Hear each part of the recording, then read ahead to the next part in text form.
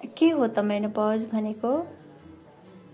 यसले कस्तो असर गर्छ? के हो यसको चाहिँ? नमस्कार सम्पूर्णमा। आज म कुरा गर्न गइरहेको छु आफ्नै बारेमा यानि कि महिलाहरूको बारेमा। महिलाहरूको पनि नेचुरल प्रोसेसको बारेमा चाहिँ आज म आफूलाई थाहा भएको केही कुराहरू जानकारी दिन गइरहेको छु।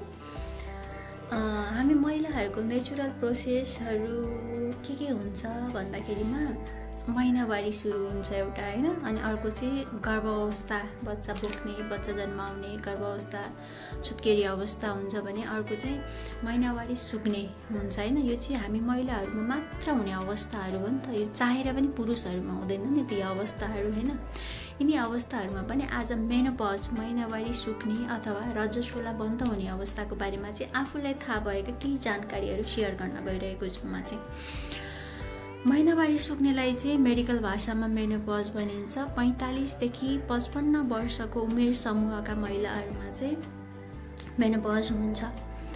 हामी महिलाहरूको शरीरमा चाहिँ मेनली दुईवटा हार्मोन हुन्छ, एउटा इस्ट्रोजन, एउटा प्रोजेस्टेरोन। यो दुईटा हार्मोनहरूको लेभल डाउन भएर चाहिँ महिनावारी सुक्ने हुन्छ। महिनावारी सुक्नु चाहिँ सामान्यतया महिलाहरू एकचोटि महिनावारी भइसकेपछि 1 वर्षसम्म महिनावारी हुनु भएन भने चाहिँ त्यसलाई चाहिँ महिनावारी सुकेको अथवा मेनोपज भएको भनेर मानिन्छ हैन। अब विभिन्न स्टेजहरू हुन्छ मेनोपजको पनि। एउटा प्री मेनोपज हुन्छ, अर्को मेनोपज हुन्छ, अर्को पोस्ट मेनोपज हुन्छ। प्री मेनोपजमा चाहिँ इरेगुलरिटी हुने क्या महिनावारीमा। अब कोही 3 महिनामा हुने, कोही 6 महिनामा हुने, कोही महिनामा 2-3 चोटि पनि हुने। त्यस्तो अब व्यक्ति पछिको फरक लक्षणहरू देखिन्छ। प्री मेनोपजमा पनि मान्छेहरूलाई एकदम एन्जाइटी हुने हैन, मुड स्विङहरू हुने त्यस्तो चाहिँ भइरहेको हुन्छ भने मेनोपजमा त हट फ्ल्यासेस भन्छ क्या, एकदम अब तातो महसुस हुने, नाइट स्वेट्सहरू, राति एकदम पसिना आइराख्ने हैन, मुड स्विङ हुने, अनि भजाइनल ड्राइनेसहरू हुने त्यस्तो लक्षणहरू चाहिँ मोस्ट अफ दिमा देखिरहेको हुन्छ। मेरो माइजू पनि अनि मेरो मम्मी पनि अहिले चाहिँ यो प्री मेनोपोजल स्टेजमा हुनुहुन्छ। उहाँहरू पनि 50-52 वर्षको हुनुहुन्छ हैन। उहाँहरूलाई चाहिँ मेरो माइजूलाई एकदम धेरै तातो हुने कि खालि गर्मी हुने, जति बेला गर्मी हुने। हामीलाई नर्मल टेम्परेचर छ रुमको, तर उहाँलाई चाहिँ गर्मी हुने, फ्यान लाउनु पर्ने त्यस्तो अवस्था छ भने मेरो मम्मीलाई चाहिँ एकदम धेरै मुड स्विङ, एकदमै रिस उठ्ने, एकदमै झर्को फर्को गर्न मन लाग्ने। नर्मल हामीले पोहोरतिर देखेको मामु र अहिलेको मामु एकदम धेरै फरक छ क्या। यतिसम्म पनि हुन्छ क्या हार्मोन डाउनले। त्यो भन्न खोजेको मैले चाहिँ इक्जाम्पल दिन खोजेको हैन।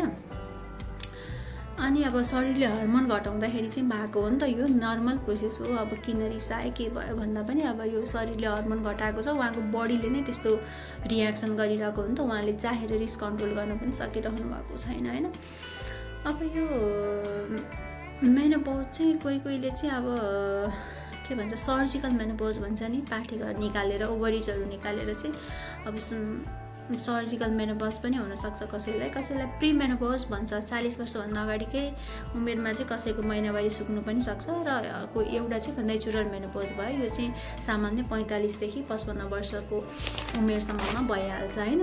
अब यो हार्मोन चेन्जले गर्दा भयो भने मैले यसले गर्दा चाहिँ बोन हेल्थमा पनि असर गर्न सक्छ। त्यही भएर तपाईहरुले नोटिस गर्नु भएको होला, यो 45-50 वर्षको आमाहरू चाहिँ हस्पिटल जाँदाखेरि प्राय जसो जनरल चेकअपमा जाँदाखेरि पनि डाक्टरहरूले क्याल्सियम, भिटामिन डी चाहिँ दिनुभएको हुन्छ कि अब उहाँहरूको मेनोपजको स्टेज भयो अनि अब बोन हेल्थमा असर गर्छ भनेर त्यसको लागि क्याल्सियम, भिटामिन डी चाहिँ दिनुभएको हुन्छ हैन। अनि वेट चेन्ज पनि हुन्छ क्या, कोही चाहिँ एकदम मोटाउने, कोही चाहिँ दुब्लाउने। मेरो मम्मी चाहिँ वेट लुज गर्नु भएको छ क्या अहिले, पहिलाभन्दा वेट घटेको छ उहाँको हैन। अनि मेन्टल हेल्थ असर त मैले भनिसकेँ अघि, मुड स्विङको कुरा, एन्जाइटीको कुरा हुन्छ हैन। अब यसलाई कसरी म्यानेज गर्ने त भइरहेको छ भन्दाखेरिमा चाहिँ ब्यालेन्स डाइट खाने, प्रोटिन रिच फुडहरू खाने, calcium rich, vitamin D rich खानेकुराहरू खाने एउटा भयो हैन। अर्को चाहिँ अब एक्सर्साइजहरू गर्ने, मेडिटेसन गर्ने। अब हाम्रो गाउँघरमा त चलनै छैन नि त खासै एक्सर्साइज मेडिटेसनको। अब घरकै काम गरिन्छ, एक्सर्साइज भइहालिन्छ भनिन्छ हैन। तर एकदम एक्सर्साइज गर्नु पर्यो, मेडिटेसन गर्नु पर्यो, ब्रिदिङ एक्सर्साइजहरू गर्ने, त्यसले चाहिँ अब मनलाई शान्त हलुका गराउँछ हैन।